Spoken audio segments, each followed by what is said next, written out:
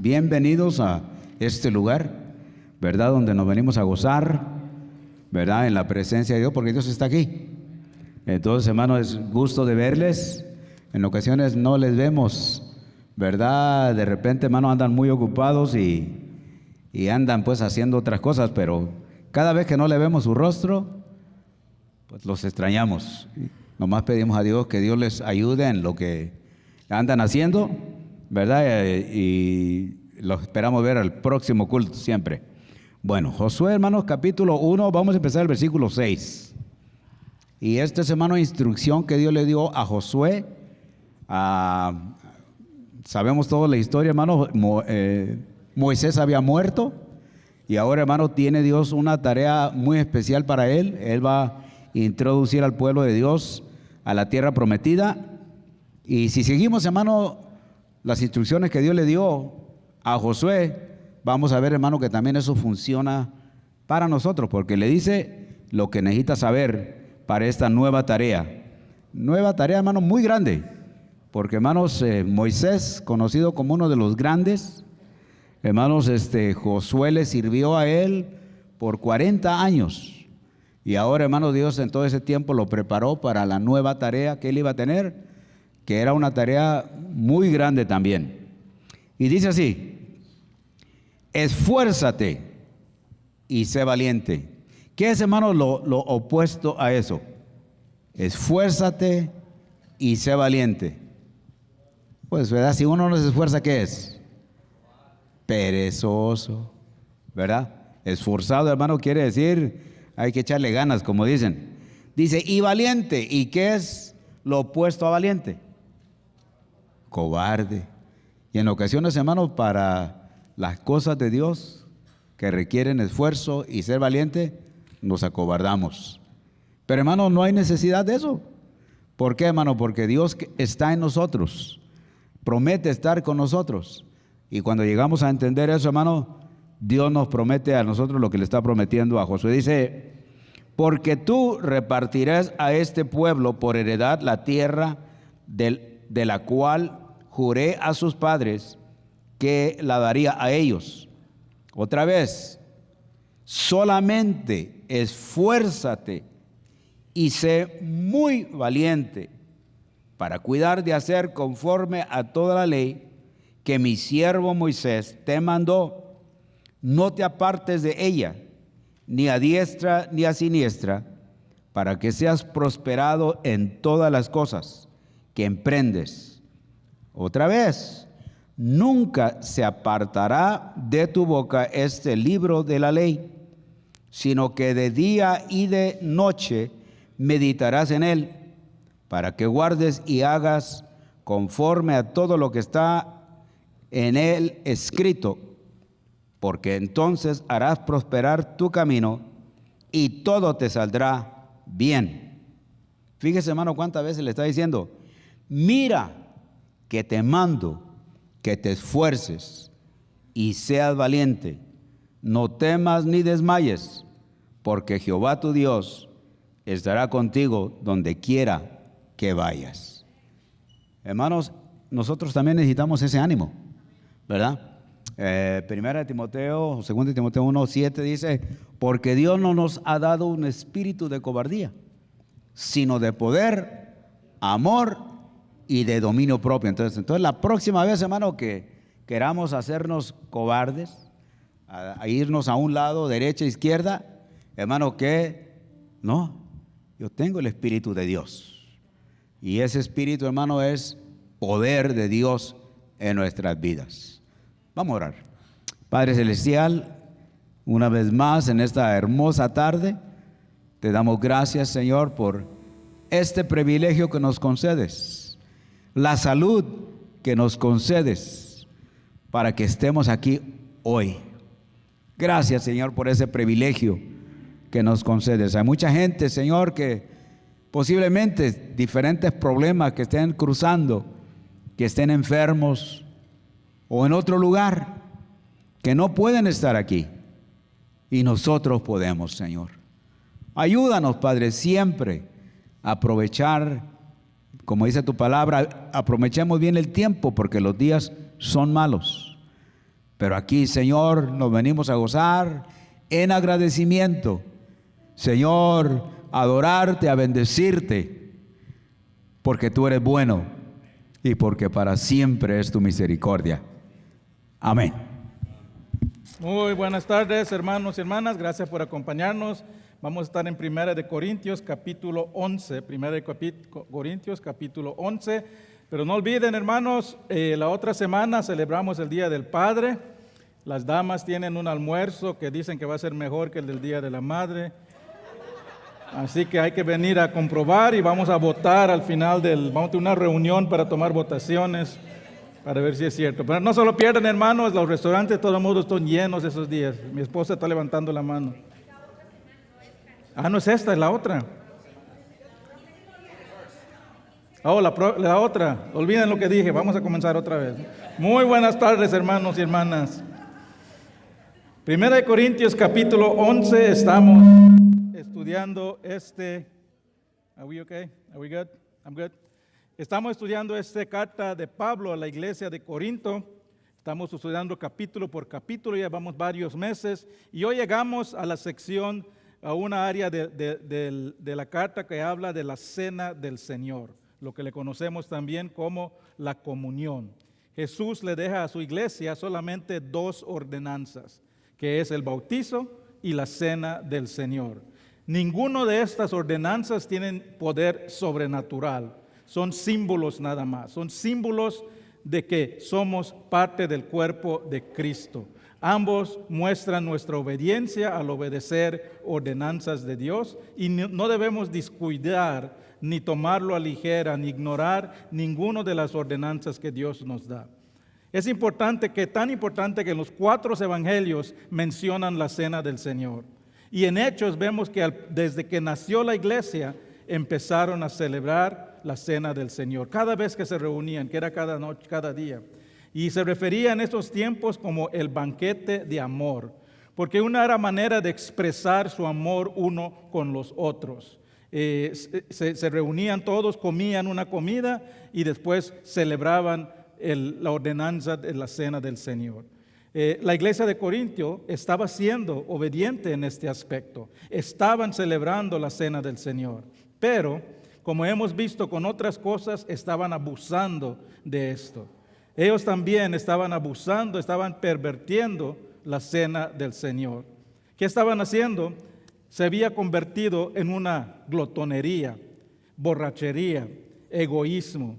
Y Pablo nos dice hoy que celebrar la cena del Señor de una manera que deshonra la fe, hace burla de la obra de Jesús en la cruz y tiene graves consecuencias. Vamos a la palabra de Dios a ver qué nos dice Pablo de cuál es la celebración correcta e incorrecta de la cena del Señor. 1 Corintios, pongámonos de pie para leer la palabra de Dios.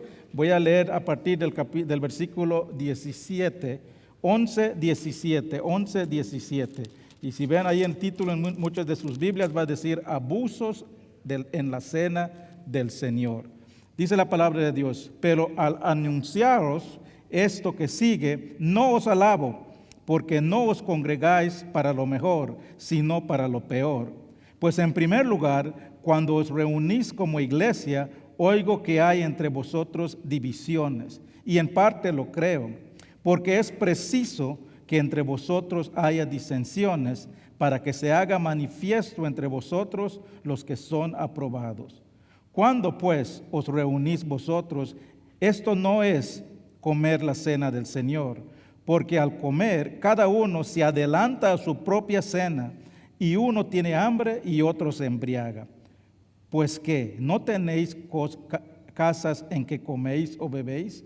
¿O menosprezáis la iglesia de Dios y avergonzáis a los que no tienen nada? ¿Qué os diré? ¿Os alabaré? En esto no os alabo, porque yo recibí del Señor lo que también he enseñado, que el Señor Jesucristo, la noche que fue entregado, tomó pan y habiendo dado gracias, lo partió y dijo: tomad, comed, este es mi cuerpo que por vosotros es partido. Haced esto en memoria de mí. Asimismo, tomó la copa, después de haber cenado, diciendo: esta copa es el nuevo pacto de mi sangre. Haced esto las veces que bebierais en memoria de mí. Así pues, todas las veces que comierais este pan y bebierais esta copa, la muerte del Señor anunciáis hasta que venga. Padre Celestial, gracias, Señor, por tu palabra. Gracias, Señor, por permitirme, Señor, a esta persona imperfecta para poder compartir tu palabra perfecta. Padre, que no sean mis palabras, sino que sea el poder del Espíritu Santo hablando a través de mí. Y que aprendamos hoy, que sea más que solo información intelectual, sino que se transfiera a nuestros corazones y lo llevemos afuera de esta iglesia y lo apliquemos a nuestras vidas. Bendice este tiempo, Señor, en el nombre de Cristo Jesús. Amén. Pueden tomar asiento, hermano. Estos son los 3 puntos que vamos a ver hoy, donde Pablo está amonestando a esta iglesia por abusos a la cena del Señor. Vamos a ver primero la perversión de la cena del Señor, después vamos a ver el propósito de la cena del Señor y después la preparación para la cena del Señor. La perversión, el propósito y la preparación. Vamos a comenzar. La perversión de la cena del Señor. Dice el versículo 17: pero al anunciaros esto que sigue, no os alabo, porque no os congregáis para lo mejor, sino para lo peor. Estaba bueno que la iglesia se estaba congregando, pero no lo hacían con la actitud correcta. Se reunían, debemos de reunirnos, pero no lo hacían con el corazón correcto. Estaban celebrando ese festival que le llamaban Festival de Amor, pero no se estaban demostrando amor unos a los otros. Y hermanos, es una ofensa muy grave para Dios cuando nos acercamos a Él, cuando venimos a la iglesia con una actitud que no promueve el amor. Hebreos 10 nos dice cuáles son las actitudes que debemos tener cuando nos congregamos. Dice Hebreos 10, 24 y 25. Dice: y considerémonos unos a otros para estimularlos al amor y a las buenas obras, no dejando de congregarse como algunos tienen por costumbre, sino exhortándose. Ya vemos que desde hace 2000 años que comenzó la iglesia, y habían personas que no llegaban a congregarse. Y dice la palabra de Dios, dice aquí: vengan a la iglesia, pero vengan con la actitud correcta. Muchas veces llegamos a la iglesia y no tenemos una actitud de amor.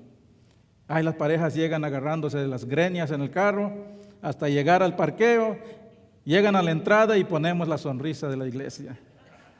Dios le bendiga, hermano.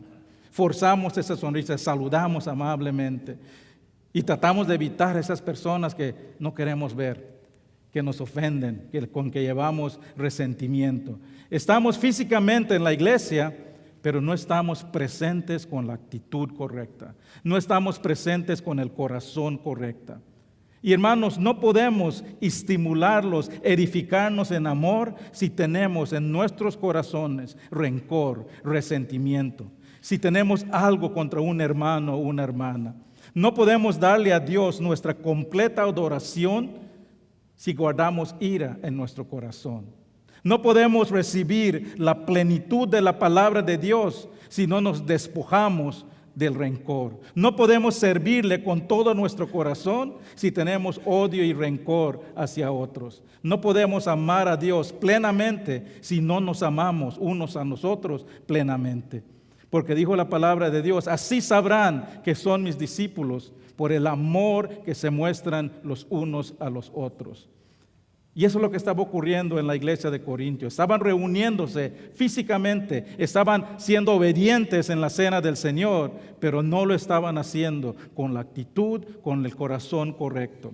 Dice el versículo 18: pues en primer lugar, cuando os reunís como iglesia, oigo que hay entre vosotros divisiones. La palabra divisiones aquí en el hebreo es el mismo que se usa para hablar de un sismo, cuando hay un sismo, un terremoto que rompe la tierra y los separa. Se estaban dividiendo, era una iglesia dividida. Pablo aquí se está refiriendo a disensiones, diferencias de opiniones, desacuerdos. Y le está diciendo, en vez de reunirse a tener comunión, en vez de reunirse a demostrar su amor, se reúnen para argumentar, para pelear. Se habían dividido, hemos visto en la iglesia de Corinto que estaba dividido. ¿Por qué? Detrás de personalidades. Habían creado mini iglesias dentro de la iglesia y este decía, yo voy a seguir a este líder. Este decía, yo voy a seguir a este líder. Y me gusta mejor cómo predica este, así que voy a seguir a este. Pero ahora vemos que no solamente estaban divididos, sino estaban en constantes disputas y argumentos contra el otro. ¿Cómo creen, hermanos, que se sentiría un creyente nuevo o una persona que viene a visitar en la iglesia? ¿Cómo creen que se va a sentir cuando escuchan del amor de Cristo, pero no lo pueden ver en nosotros? ¿Cómo creen se va a sentir si viene una persona a la iglesia buscando la paz, la reconciliación, la esperanza y nos mira peleando unos con los otros?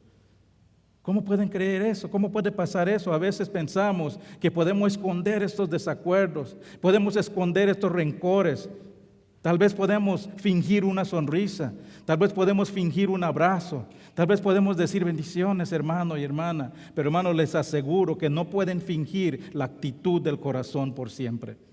Ese resentimiento que piensas que tienes escondido, ya muchos saben que lo tienes. Ese espíritu divisible es palpable en una iglesia cuando hay divisiones.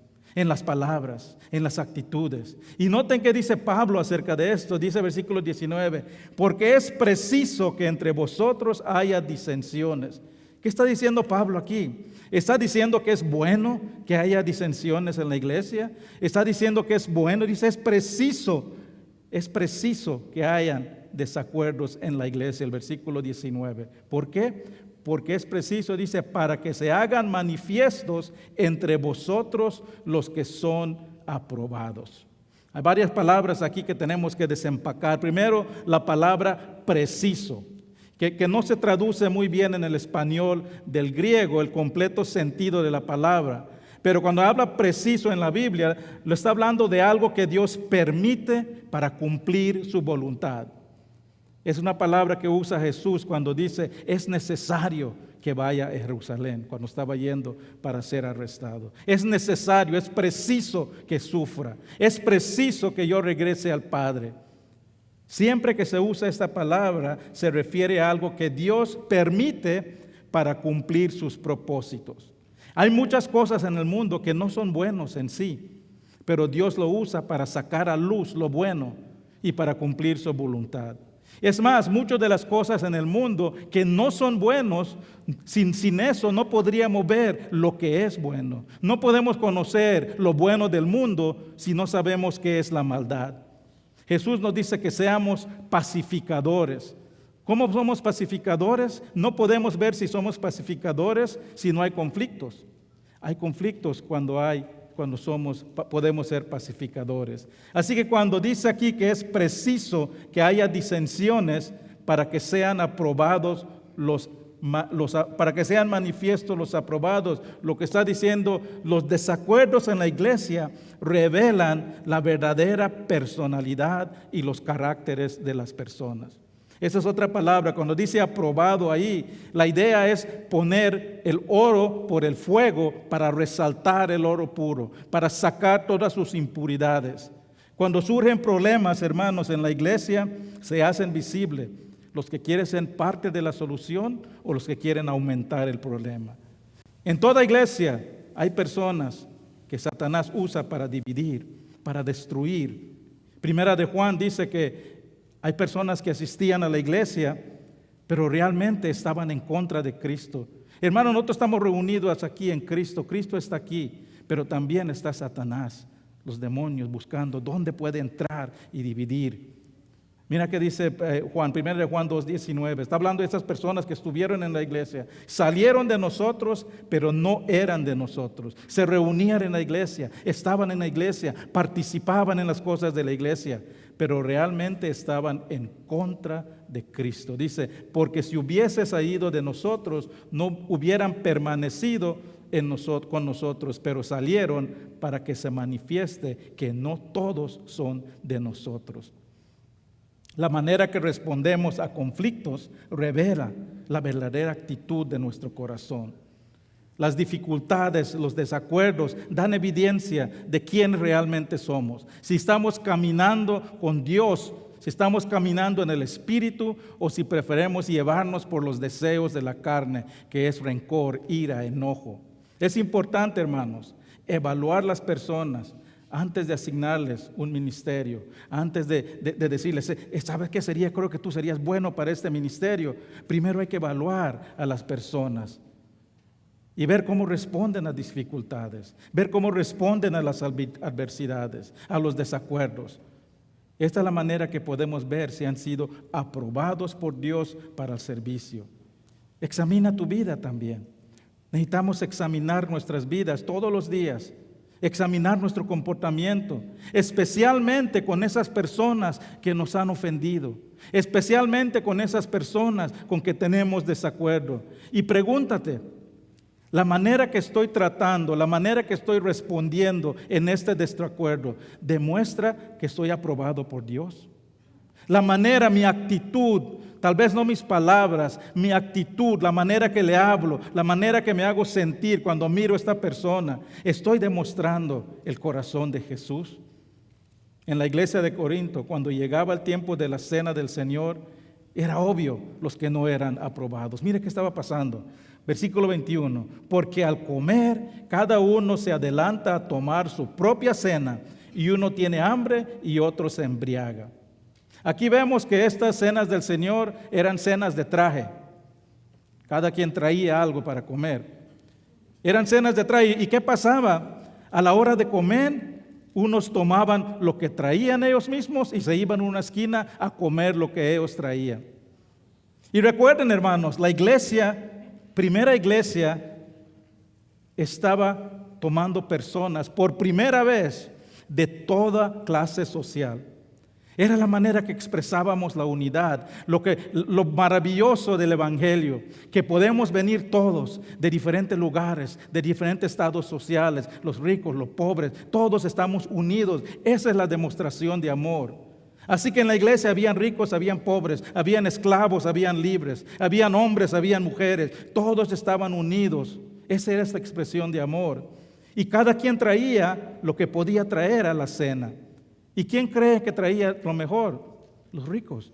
Los que tenían bastante abundancia traían todo lo que podían, traían de lo mejor. Y era una gran oportunidad para demostrar el amor de Cristo, compartiendo lo que traen con los que no tienen como lo que ellos tienen. ¿Pero qué hacían? Tomaban su filet mignon y se iban en la esquina. Tomaban su mejor vino y se apartaban a tomar y a beber. Se llenaban la panza mientras los que solo pueden traer sus frijolitos se quedaban con hambre. No sé si había frijolitos ahí, pero habían convertido la cena del Señor en un acto egoísta, en un acto de gratificación propia, en vez de una expresión de amor sacrificial de Cristo de los unos hacia el otro. Y noten la indignación de Pablo, versículo 22 dice, ¿por qué no mejor te quedas en tu casa a comer? Si eso es lo que vienes a hacer, mejor quédate en tu casa. ¿Por qué? Porque estás menospreciando lo que representa la cena del Señor. Estás haciendo burla de la obra de Jesús en la cruz. Estás usando este evento tan importante para gratificarte a ti mismo. Estás pervirtiendo la cena del Señor. Y hermanos, antes de criticar a los de Corinto, recuerda que ese desacuerdo, ese rencor, ese resentimiento que tienes contra un hermano o una hermana también tiene el mismo efecto en la iglesia. También está dividiendo la iglesia. También está menospreciando nuestra misión de ser agentes de reconciliación si no lo podemos demostrar los unos a los otros. La iglesia debe ser lugar donde todos podemos poner nuestras diferencias personales a un lado, buscar la reconciliación y reunirnos en un solo sentir. Y lo expresamos durante la cena del Señor, donde nos amamos unos a los otros, velamos unos por los otros. Eso es la verdadera sentido de la cena del Señor. Vamos al siguiente punto. Ya vimos la perversión de la cena del Señor. Ahora vamos a ver el propósito. Pablo nos recuerda aquí que la cena del Señor no solo es un rito, no solo es una tradición humana. Mire que dice el versículo 23, porque yo recibí del Señor lo que yo también os he enseñado. ¿Qué está diciendo? Está diciendo, lo que le voy a decir acerca de la cena no es mi propia opinión, no le estoy dando una opinión humana, es una realidad divina, es una ordenanza que recibí directamente de Jesús. Y nos dice cuándo recibió esta ordenanza, cuándo nos dio esta ordenanza Jesús. Dice, la noche que fue entregado. Es increíble, hermanos, esta es una hermosa ordenanza, una ordenanza de amor. Y ocurre, se establece en una noche de traición contra Jesús. Era una noche especial. Estaban celebrando la cena de la Pascua. Si vemos en los evangelios, Jesús dice, cuánto deseo celebrar esta cena de la Pascua. ¿Qué es la Pascua? La Pascua era la cena más importante en la vida de los judíos. Y no podemos entender el propósito de la cena del Señor si no entendemos el propósito de la cena de la Pascua de los judíos que estaban celebrando esa noche. La Pascua era una fiesta que Dios estableció para su pueblo para conmemorar su liberación de Egipto después de 400 años de esclavitud. El pueblo judío estaba en esclavitud en Egipto por 400 años. Y Dios los libera mediante una serie de plagas, la última que fue la muerte del primogénito. Todo esto está en Éxodo, en el libro de Éxodo. Y donde Dios en esa noche, después de mandar 9 plagas, esa noche la última plaga, y le da a su pueblo instrucciones específicas de cómo salvarse de la muerte de esa noche. Les dice, tienen que sacrificar un cordero sin mancha, sin defecto. Y tienen que aplicar su sangre en los dinteles de la puerta. Y dice, cuando viene el ángel de la muerte esa noche, va a pasar sobre la casa que tienen la sangre del cordero aplicado. Esa es la palabra en inglés, pass over, le llaman, porque es pasar sobre esa casa. Cuando el ángel de la muerte pasó, todos los que habían aplicado la sangre del cordero fueron salvos. No recibieron la muerte. Y para los judíos, y esa misma noche los judíos fueron liberados de Egipto y empezaron su camino hacia la tierra prometida. Así que para los judíos, hermanos, la Pascua era una celebración del poder salvador de Dios. Es la celebración más grande, aún lo celebran los judíos hoy en día. Y Jesús toma esta celebración que celebra el poder de Dios de salvar a su pueblo y lo transforma en la cena del Señor para conmemorar ese mismo poder, para conmemorar el poder salvador de Dios para nosotros ahora, no solo para el pueblo judío. Cuando recordamos, hermanos, el poder salvador de Dios, nosotros no tenemos que ir hasta Egipto, nosotros vamos a la cruz del Calvario. Nos recordamos de la sangre de Dios. No nos recordamos de Cristo, no tenemos que aplicar la sangre en los dinteles, solo recordamos la sangre derramada de Jesús en la cruz. Así que con este contexto, veamos 3 propósitos de la cena del Señor en el pasaje de hoy. Primero, recordamos el pasado. Versículo 23, 24 dice, tomó pan, habiendo dado gracias, y lo partió y dijo, tomad, comed, esto es mi cuerpo, que por vosotros es partido, haced esto en memoria de mí. Y dice después, asimismo tomó la copa después de haber cenado, diciendo, esta es la copa del nuevo pacto en mi sangre, haced esto las veces que bebieras en memoria de mí. Es un recordatorio. Y estos versículos, hermanos, los citamos cada vez que tomamos la cena del Señor. Y es muy fácil perder el profundo mensaje al escuchar este versículo tanto una y otra vez.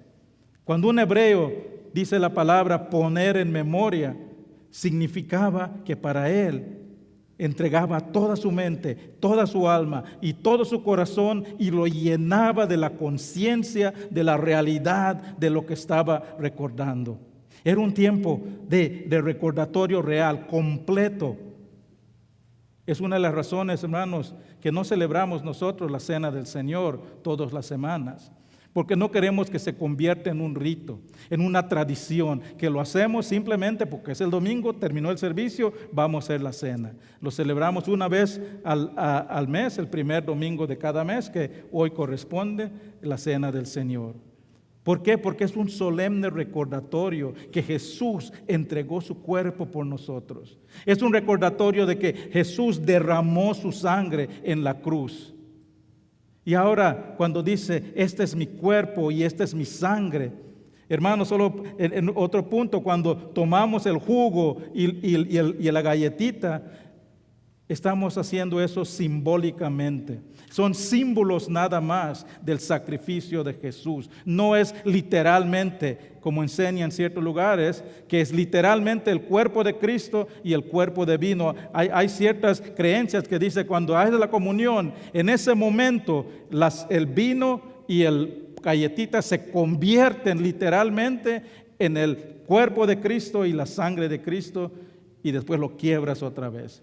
Eso no es lo que dice la palabra. Es más, si estás diciendo esto, lo que estás diciendo que tienes que estar sacrificando a Cristo cada vez, una y otra vez. Y Cristo murió una vez por todas, dice la palabra. No necesita ser sacrificado cada vez.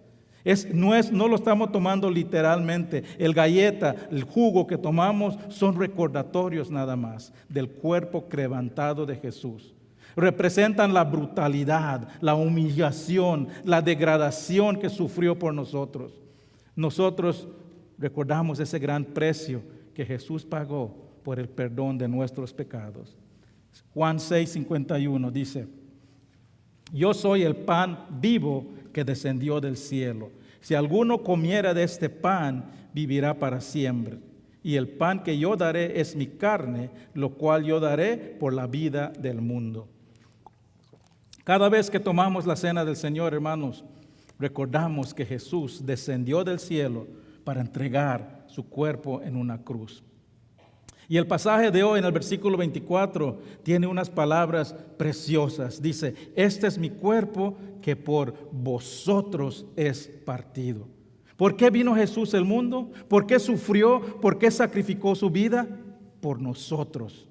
¿Por qué soportó el odio, la burla, el sufrimiento, el desprecio, la traición? Por ti y por mí. ¿Por qué sudó gotas de sangre? ¿Por qué murió esa muerte, la muerte más cruel que ha existido en la historia? Jesús vino a este mundo a morir por nosotros. Él fue nuestro sustituto en esa cruz. Él tomó el sufrimiento, la condena que tú y yo merecemos por nuestros pecados contra Dios. Y si tú has puesto tu fe en Jesús, si tú has declarado a Jesús como tu Señor y Salvador, lo has recibido como tu Señor, Jesús nos dice aquí, ¿qué debe ser nuestra respuesta? ¿Qué debe ser? Dice, haced esto en memoria de mí. Dice, yo hice esto por ti. ¿Y qué quiero que hagas por mí? Haced esto. ¿Qué es esto? La ordenanza de la cena del Señor. Esto no es una sugerencia. Esto no es opcional. Es una orden. Haced esto. No puede haber orden más directa que Jesús te diga, haz esto. Y hermanos, si no estás haciendo esto, estás desobedeciendo. Y el desobedecer a Dios es pecado. La cena del Señor no es opcional. Ya veremos que hay que prepararnos para tomarlo. Pero si eres creyente y no tomas la cena del Señor, estás desobedeciendo una orden directa de Jesús. Estás pecando. Ay, es que solo lo hacen una vez al mes y no pude venir a la iglesia ese domingo. La Biblia no dice, hermanos, cuándo se debe que hacer. No dice dónde se debe que hacer. No dice quién lo debe que oficiar. Hazlo en tu casa. Hazlo con tu familia. Hazlo en tus estudios bíblicos. Hazlo en tu grupo de oración. Toma el tiempo para llenar tu mente, tu alma, tu corazón con la realidad de lo que Jesús hizo por ti. Ese es el primer propósito de la cena del Señor. Es un tiempo para conmemorar esa obra del pasado en la cruz. Es una reconfirmación, una reafirmación, una rededicación de nuestra salvación de los pecados. Número 2, también celebramos el presente. Es una celebración de algo nuevo, algo que estamos disfrutando en este momento. Y dice el versículo 25, esta copa es el nuevo pacto de mi sangre. Hermanos, nosotros en estos momentos estamos viviendo bajo el nuevo pacto de Dios. Jesús estableció este nuevo pacto. Un pacto es una promesa. Antes de Jesús Dios se relacionaba con su pueblo bajo un pacto antiguo, un pacto que estaba basado en el cumplimiento de reglas, en el sacrificio de animales. Y aplicar la sangre del cordero en el dinteles era un requisito del pacto antiguo. Y como en esos tiempos se aplicaba sangre, se mataban animales para ganar el favor de Dios. Ese era el pacto antiguo. Y como no hay ningún animal perfecto, no importa que se mire perfecto, no hay nadie en este mundo es perfecto. Y como no había nadie perfecto, la sangre de ese cordero solo cubría los pecados temporalmente. Así que se te tenía que hacer constantes sacrificios para estar en buen estado con Dios. Ese era el pacto antiguo. Pero la base del nuevo pacto no es los animales imperfectos. ¿Qué dice? Hago un nuevo pacto, dice, en mi sangre. La sangre de Jesús es la sangre, el único digno de saciar la ira de Dios hacia el pecado permanentemente. Cuando Jesús murió en la cruz, dijo, consumado es, se terminó, ya no hay que hacer más sacrificio, este es mi nuevo pacto. Hechos 10, 11, 12 dice, y ciertamente todo sacerdote está día tras día ministrando y ofreciendo muchas veces los mismos sacrificios que no pueden quitar los pecados, pero Cristo, habiendo ofrecido una vez por siempre un solo sacrificio por los pecados, se ha sentado a la diestra de Dios. Por eso dijo Juan el Bautista cuando vio a Jesús venir por primera vez, ahí va, dice, el Cordero de Dios que quita el pecado del mundo. Dios es el único sacrificio perfecto, es Jesús. El único que realmente estuvo sin mancha. Dice la palabra que el único que vino, vivió, fue tentado en todo, pero nunca pecó.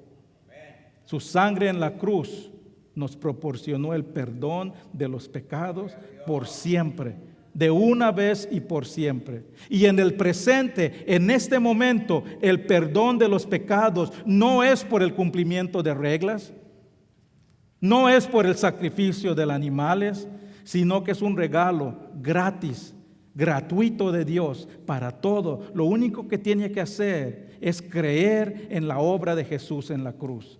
Es creer que Jesús en esa cruz murió por mis pecados, pedirle que entre en mi corazón, perdonarme de mis pecados y comprometerme a serle Señor de mi vida.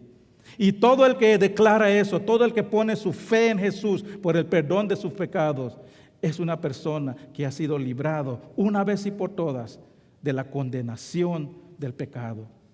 Cada vez que tomamos la cena del Señor, celebramos este nuevo pacto de Dios. Celebramos que nuestra relación no es basada en nuestras obras, porque por nuestras obras nadie mereceríamos estar con Dios, porque todos somos pecadores, todos pecamos todos los días, todos no merecemos, dice la palabra, que somos destituidos de la gloria de Dios, pero a través de Cristo Jesús somos justificados ante Dios.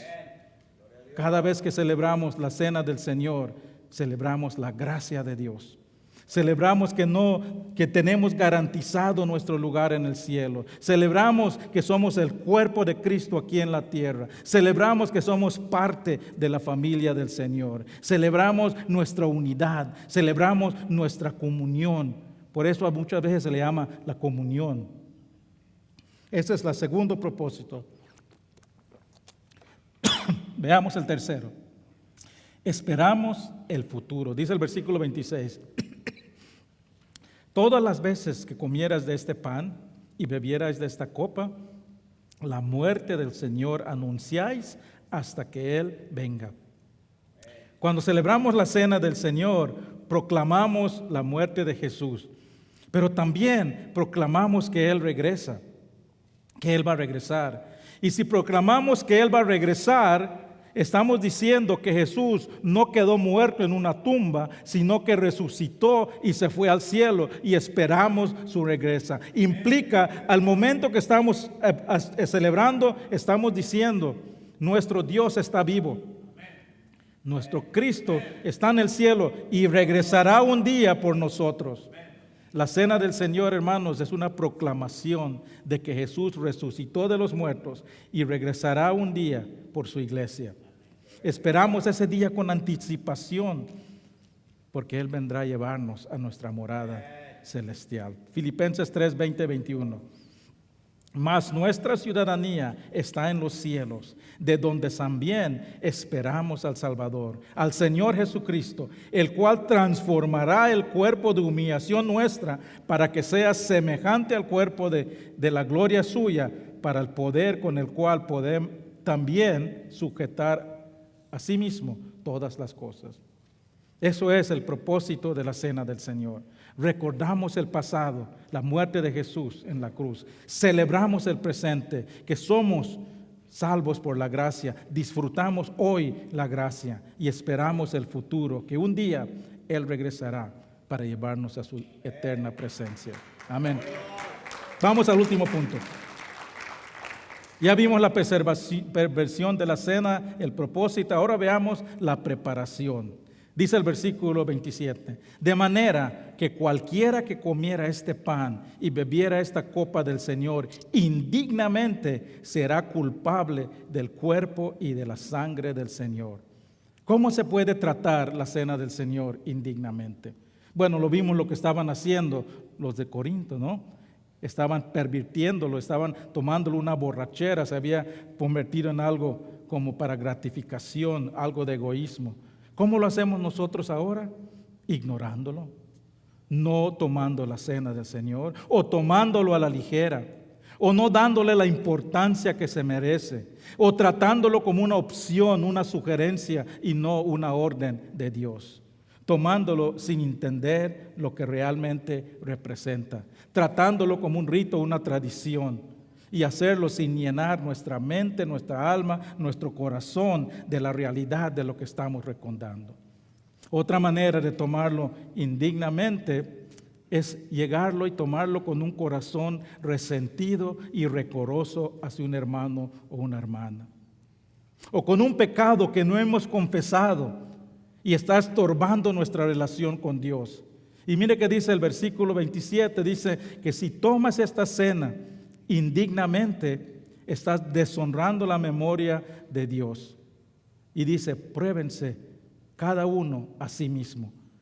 Si pues nos examinamos nosotros mismos, no seríamos juzgados. ¿Cómo nos preparamos? Examinándonos, preparándonos nuestros corazones. Antes de tomar la cena del Señor, debemos de examinar nuestros corazones, nuestras intenciones, nuestras actitudes, nuestras acciones, nuestras obras. Examinar nuestra relación con Dios, examinar nuestra relación con otros hermanos y hermanas, examinar nuestra relación con nuestros esposos, nuestra esposa, nuestros hijos. Debemos pedirle a Dios que nos revele todo en que le hemos fallado y que nos guíe hacia el arrepentimiento. Debemos de clamar como clama el salmista en Salmo 139, 23 y 24. Dice, examíname, oh Dios, y concede y conoce mi corazón. Pruébame y conoce mis pensamientos. Y ve si hay en mí camino de perversidad y guíame al camino eterno. Esa es la manera que nos preparamos. Tomar la cena del Señor sin prepararnos, sin examinarnos, tiene graves consecuencias. Dice el versículo 29, porque el que come y bebe indignamente, sin discernir el cuerpo del Señor, juicio come y bebe sobre sí, por lo cual hay muchos enfermos y debilitados entre vosotros, y muchos duermen. La palabra duermen literalmente significa hay muchos muertos. Unos se habían enfermado por haber tomado la cena del Señor indignamente. Unos habían muerto por hacer burla de lo que representa la cena del Señor. Y hermanos, estos versículos muchas veces son mal interpretados y se usan para no tomar la cena del Señor. Muchas veces se usan estos versículos para desobedecer esta ordenanza, que no es una sugerencia, no es una opción. Si tenemos un pecado contra un hermano o una hermana, no voy a tomar la cena del Señor porque no quiero ser juzgado. Hermanos, eso no es lo que está diciendo Pablo aquí. Es más, eso es lo opuesto a lo que está diciendo Pablo aquí en este versículo. El propósito de este pasaje no es para excluir a personas de la cena del Señor. El propósito no es para darte una excusa de decir, ay, no voy a tomar la cena del Señor. En primer lugar, hermanos, nadie es digno de recibir el beneficio de la obra del Señor en la cruz. Todos somos pecadores. Nadie merece ese sacrificio que Jesús nos ofrece. En segundo lugar, porque no somos dignos, más debemos recordar lo que hizo Jesús en la cruz. Los que más necesitan hacer memoria de Jesús son los que han recibido el perdón y la gracia de Dios. Y si tú eres un creyente y has recibido ese favor inmerecido de Dios, si Dios te ha perdonado a través de tu fe en Jesús, más necesitas recordar lo que hizo Jesús por ti. Y el pecador que reconoce que tiene un pecado en su vida, que tiene un resentimiento en su corazón, es el que más razón tiene para hacer memoria del sacrificio de Jesús. El propósito de la advertencia de Pablo aquí no fue para excluir a unos de la cena, no fue para una excusa de no tomar la cena, sino, hermanos, fue para que participemos la cena con un corazón arrepentido, para promover la confesión, para promover la reconciliación en el cuerpo de Cristo. Dios sabe que no somos perfectos, Dios sabe que vamos a pecar, pero quiere que cuando pequemos, confesemos los pecados a Él. ¿Y qué dice 1 de Juan 1:9? Si confesamos nuestros pecados, Él es fiel y justo para perdonarnos los pecados y para limpiarnos de toda maldad. Ese versículo, esa carta fue escrito a creyentes, porque sabía que aún los creyentes van a pecar. Hermanos, Dios no quiere que nos abstengamos de la cena del Señor. Es una orden. Haz esto, dijo. Lo que Él quiere es que lleguemos a esa cena con un corazón limpio y arrepentido. Y una persona, hermanos, que reconoce que tiene un pecado, que reconoce que tiene una culpabilidad, que reconoce que hay algo en su corazón que estorba su relación con Dios, que reconoce que tiene algo contra un hermano y una hermana, y en vez de confesarlos, en vez de pedir a Dios que lo limpie, prefiere abstenerse de la cena, menosprecia la obra de Jesús. Menosprecia el poder de perdonar de Dios. El que prefiere no tomar la cena del Señor y mantener ese pecado en su corazón, le está diciendo a Jesús, a Dios, prefiero mantener mi pecado, mi rencor, mi odio en mi corazón, en vez de llegar ante ti como tú ordenaste, con un corazón limpio y arrepentido y recordar lo que tú has hecho para mí. Eso es rebelión ante Dios, hermanos. Eso es desobediencia, eso es pecado. La razón que muchos creyentes se abstienen de tomar la cena del Señor no es por un pecado que Dios les revela en el momento. Hay personas que pasan semanas, meses, años que no toman la cena. ¿Por qué? Porque se rehúsan a confesar ese pecado, se rehúsan a atender esa división, se rehúsan a reconciliarse con los hermanos con que están en desacuerdo. Hermanos, algo que vienen muchas personas con problemas, con cargas, con desacuerdos, batallando por mucho tiempo. El tiempo de examinación antes de la cena del Señor es el momento de entregarle eso a Dios, de descargarle la culpabilidad, darle ese resentimiento, de arrodillarte ante Él y decirle, Señor, perdóname, creo en tu poder de salvar, de limpiarme. Si al momento que te examina tu corazón, Dios te revela un pecado, confiésalo en ese momento. Y dice este versículo que Él es fiel y justo para perdonarnos y limpiarnos de toda maldad. El tomar la cena del Señor sin confesar un pecado es tomarlo indignamente. Pero es igualmente de indigno de rehusarse a tomar la cena del Señor por no confesar tu pecado. Es igualmente de indigno rehusarnos a confesar un pecado. Es igualmente de indigno rehusarnos a reconciliarnos con nuestros hermanos y hermanas, y es igualmente de indigno guardar rencor, guardar enojos y resentimiento en el corazón. Hermanos, Dios desea que todos los seguidores participen en la cena del Señor. El que no, Dios no desea que nadie sea excluido, pero no debemos de tomarlo ligeramente. No debemos de tomarlo con indiferencia. No debemos de tomarlo de una manera superficial. Debemos de darle respeto, la reverencia que se merece. Debemos examinar nuestro corazón, examinar nuestro estado espiritual y debemos de confesar todo aquello que estorba nuestra relación. Debemos de deshacernos de todo aquello que estorba nuestra relación con Dios y con otros. Y eso es lo que vamos a hacer en este momento. Durante este canto es el tiempo para preparar nuestros corazones. Pídele a Dios que examine tu corazón y revele todo aquello que estorba tu relación con Dios. Confiésale ese resentimiento, ese rencor, esa ira que tienes, ese enojo que llega escarbando por mucho tiempo. Pídele perdón por ese pecado que piensas que estás escondiendo, pero Él ya lo conoce. Y el versículo que vimos dice que Él es fiel y justo para perdonarte y limpiarte. Ahora, hermanos, la cena del Señor es para todo el que ha confesado su fe en Cristo. Esta es la cena del Señor, no es la cena de Iglesia Esperanza Viva. Toda persona que ha puesto su fe en Cristo es invitado a tomar esta cena. Y si tú nunca has declarado tu fe en Cristo, en Jesús, si tú nunca le has dicho: Jesús, yo creo que tú muriste por mí en la cruz, entra en mi corazón, límpiame, y de hoy en adelante te voy a ser Señor de mi vida. Si nunca has hecho esta confesión, hoy lo puedes hacer y unirte a esta celebración de la cena del Señor. Pongámonos de pie. Si Dios ha hablado en tu corazón, pasa adelante. Si necesitas solo arrodillarte ante Dios, el altar está abierto. Habrá personas enfrente si necesitas oración. Examinemos nuestros corazones, preparémonos para la cena del Señor. Y si te revela algo Dios, en ese momento confiésalo y pídele que te perdone, y Él es fiel y justo. Padre Celestial, examina nuestros corazones en este momento y revela todo aquello que está estorbando nuestra relación contigo y con nuestros hermanos y hermanas en Cristo.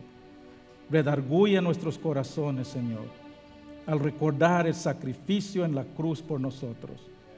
Gracias, Padre, que a través de la muerte de Jesús tenemos vida eterna, tenemos nuestro lugar garantizado y guardado por Dios. Y si hay alguien aquí que se siente indigno de tomar la cena del Señor, recuérdale que nadie es digno, nadie merece el perdón que nos ofreces a través del sacrificio de tu Hijo. Y porque recibimos tu perdón, es porque que no merecemos, es cuando más debemos hacer memoria de lo que tú has hecho por nosotros. Gracias te damos, Padre, en el nombre de Cristo Jesús. Amén. Si Dios ha hablado a tu corazón, pasa adelante. Si necesitas oración, pasa adelante. Si solo necesitas entregarte, arrodillarte a Dios, pasa adelante en este momento.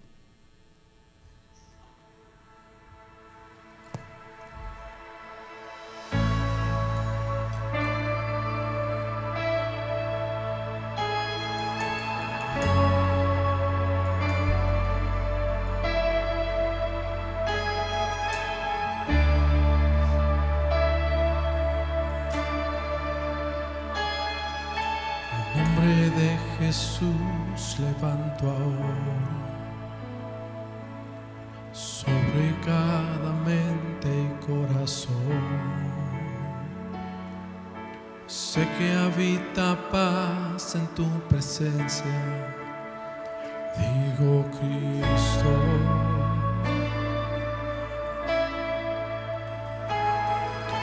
En nombre de Jesús levanto ahora. Se rompe cada vicio y adicción. Declaro libertad y esperanza. Digo Cristo. Jesús, tu nombre es poderoso, vida nos da. Rompe cadenas, vence tinieblas, trae sanidad.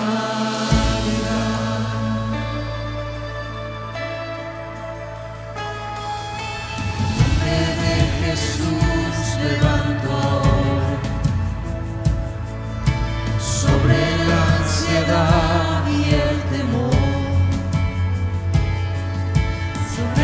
depresión que quita vidas, digo Cristo. Jesús, tu nombre es poderoso, vida nos da. Rompe cadenas, vence tinieblas, trae sanidad.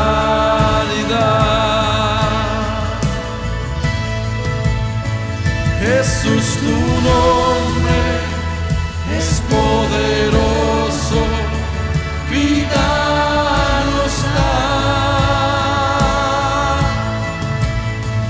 Rompe cadenas, vence tinieblas, trae sanidad.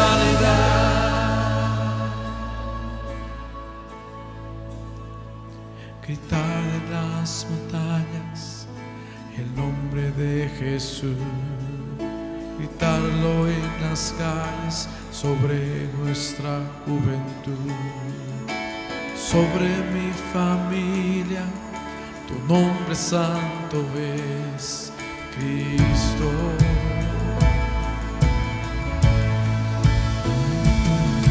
Gritar en las montañas el nombre de Jesús, gritarlo en las calles sobre nuestra juventud, sobre mi familia. Tu nombre santo es Cristo.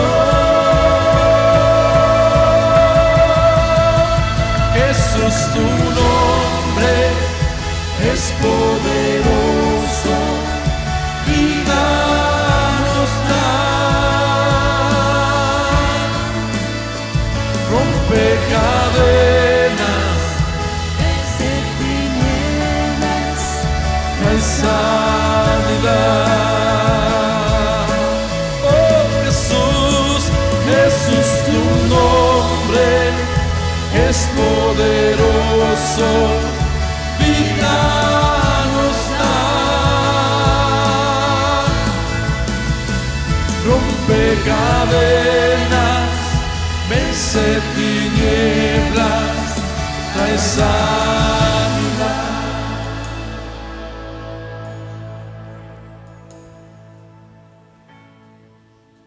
Padre Celestial, te damos gracias, Padre, por esa obra que has hecho en la cruz por nosotros, Señor.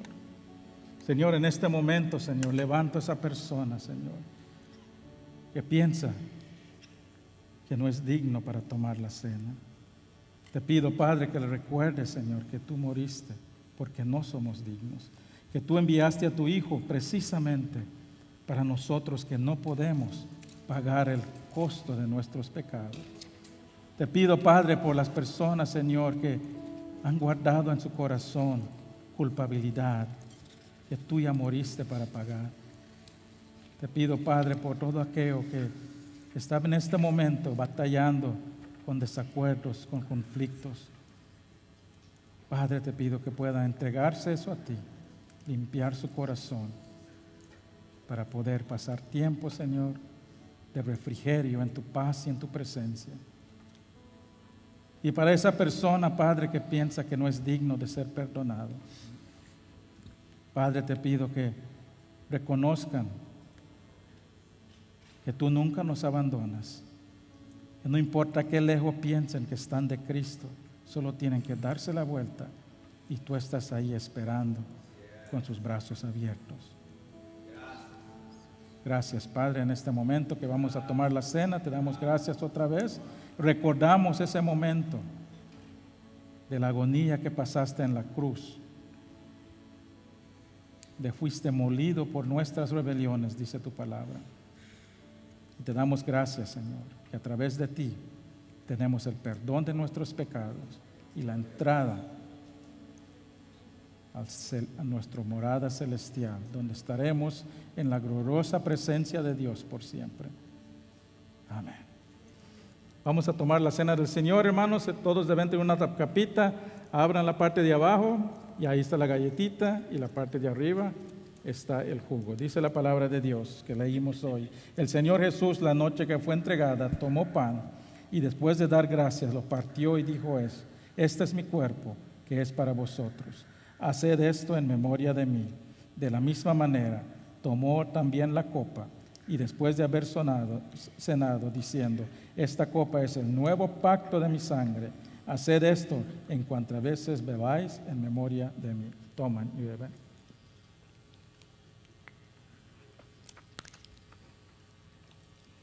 Hermanos, gracias por acompañarnos. Cada vez que tomamos la cena del Señor, tenemos un tiempo de comunión, de refrigerio. No se vayan, hay sándwiches allá afuera que podemos tomar un tiempo de comunión. Hay cafecito que pueden tomar. Y hermanos, ¿quién trajo su mano? A ver, ¿quién trajo su mano? Pues levantemos nuestras manos y adoremos a nuestro Dios. Adelante, hermano.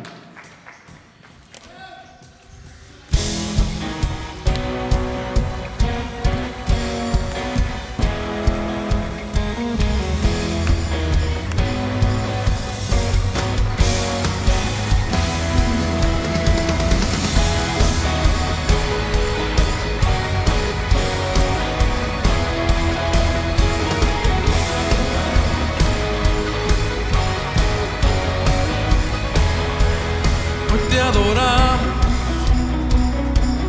hoy te cantamos, a una voz decimos: Santo, Santo Dios. Hoy nos unimos y nos rendimos, que tu reino venga ahora a este lugar. Padre nuestro que eres santo, tú que habitas en lo alto, hoy venimos a exaltarte a ti, como en el cielo. Te adoramos solo a ti, como en el cielo. Venimos ante ti, tu voluntad haremos en la tierra, como lo es en el cielo. Ven, desciende, reina solo tú, como en el cielo. Dios les bendiga, que tengan linda semana, hermanos.